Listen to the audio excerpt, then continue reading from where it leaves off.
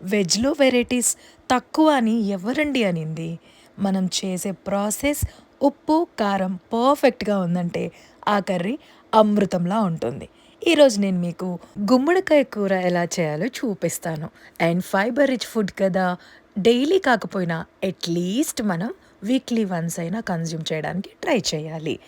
First మనం కడాయి పెట్టేసి oil heat చేసి మినపప్పు, ఆవాలు, జీలకర్ర, అలాగే పచ్చిమిర్చి, ఎండుమిర్చి ఈ 2 కూడా వేసుకున్న తర్వాత సన్నగా తరిగిన ఆనియన్స్ కూడా ఇందులో వేసుకొని, ఆనియన్స్ కాస్త పచ్చివాసన పోయిన తర్వాత టేస్ట్‌కి తగ్గట్టు సాల్టు, అలాగే పసుపు వేసి చక్కగా మనం ఫ్రై చేసుకోవాలి. ఇవి కాస్త ఫ్రై అయ్యే లోపల మనం ఇక్కడ గుమ్మడికాయని ముక్కలుగా కట్ చేసుకొని వాటిని నీట్‌గా క్లీన్ చేసేసి మగ్గుతున్న ఆనియన్స్‌లోకి వేసేసుకోవాలి.